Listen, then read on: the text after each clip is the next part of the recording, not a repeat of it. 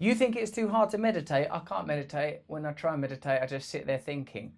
Well, I'm going to show you how to meditate right now. The solution is but a minute away. In this video, I'm going to show you how to meditate, give you some scientific undergirding so you know why you should meditate, and give you easy, simple to follow steps so that meditation can become part of your daily life starting from right now. First of all, here's that scientific information. One study conducted at The Ohio State University showed that regular mindfulness-based muscle relaxation exercises lowered the risk of breast cancer recurring. A different study shows that it helps your immune system, gives you better resistance to viruses and tumours.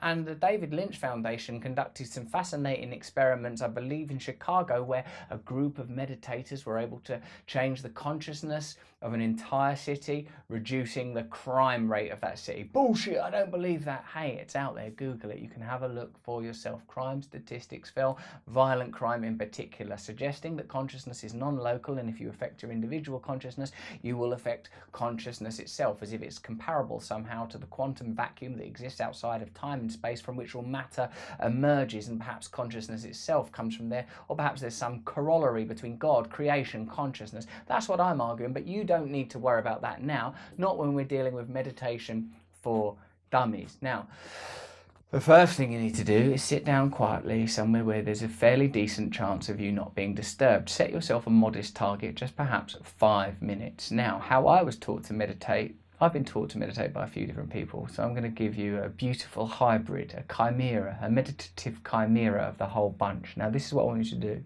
Sit yourself down somewhere you're not going to be disturbed. Sit comfortably. You can leave your eyes open for now. And while you're sitting there with your eyes open, looking at me on your phone or your laptop, it's most likely your phone, isn't it? Run a check through your body and see if there's any discomfort you're carrying abdominally, or if you're holding any tension in your neck or your shoulders or your forehead or your jaw where I hold it. If you're suffering from some form of sickness, I would like you to bring your attention to that pain and discomfort, not to resist it, but to allow it to be there in your body. Recognize that you are seeing. Take in the room that's around you now, and ask mentally, not out loud, you're not in that case, who is seeing right now? Now close your eyes. Having closed your eyes, I'd like you to listen very carefully. You might be able to hear the gentle buzz of electric lights, which should have been resolved. You might be able to hear the distant burr of an aeroplane, or the sound of the people you live with or live nearby to. Think to yourself, who is hearing these sounds? Bring your attention to the way that you feel now. Start to feel your breath. Notice that in addition to my voice, you are occasionally aware of voices, or a voice at least, in your own head. The ongoing inner narrative. Why am I doing this? I should do that. I need to get that done. Why did that happen? Stay aware of those thoughts. Try not to combine with them. It's very easy to combine with thoughts, by which I mean you become overwhelmed by them. So when I meditate or try to enter a meditative state now, bringing my attention to my breathing, having done the vision and the sound and the feeling, I start to think, I wonder if this meditation video will be good enough. Now, as long as I don't get too immersed in that thought and just observe it, I can still continue to participate. Ask yourself now, who am I? Don't need to answer that question. Just sit with the question for a moment. Be aware of your thoughts. Be aware of your thoughts as separate from yourself, that you are observing them, that you're able to watch them emerge and dissipate. And if you don't follow them or combine with them, as I just said, the awareness remains constant.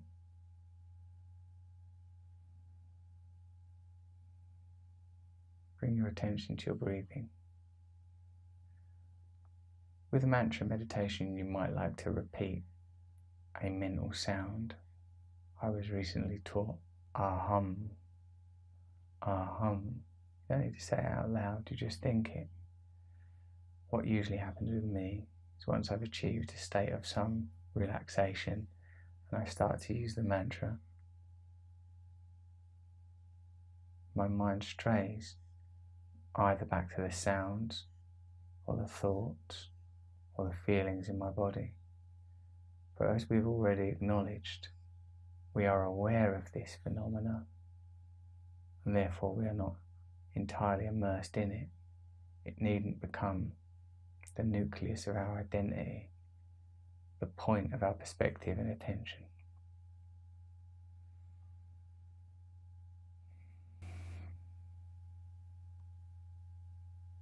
Keep returning to the mantra.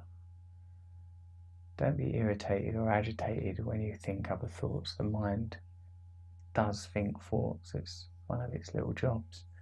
As long as you don't become irritated by it, don't combine with it and follow it, your awareness will remain constant.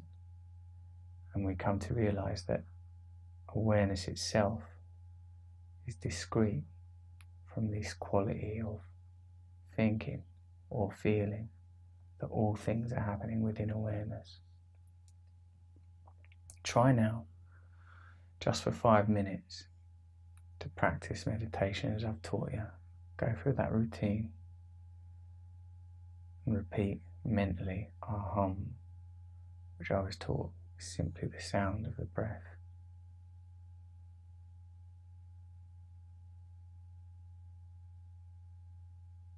Right, so you can pause it for a while, because I'm just going to sit here, right? I've got stuff to be getting on with. I've got a lifestyle to live.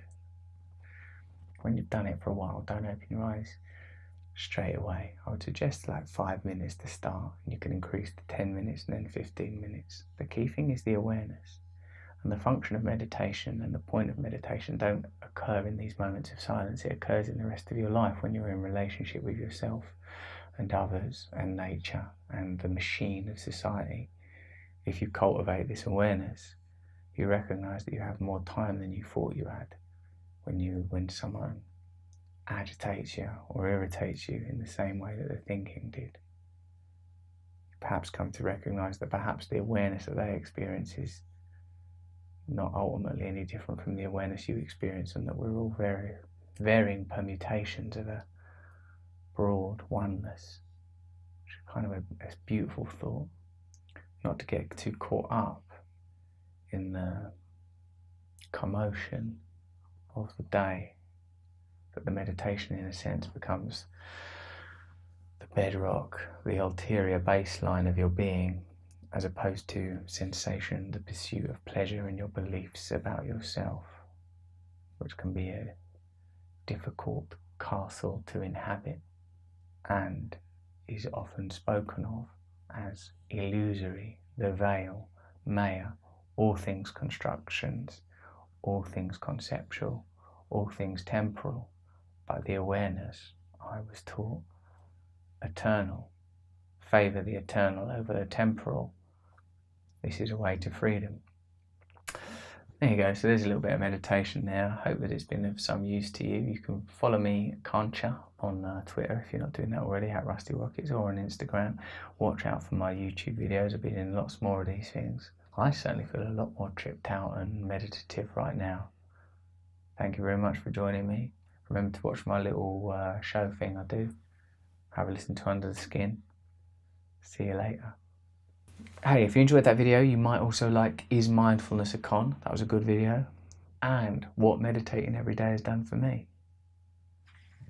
And thanks.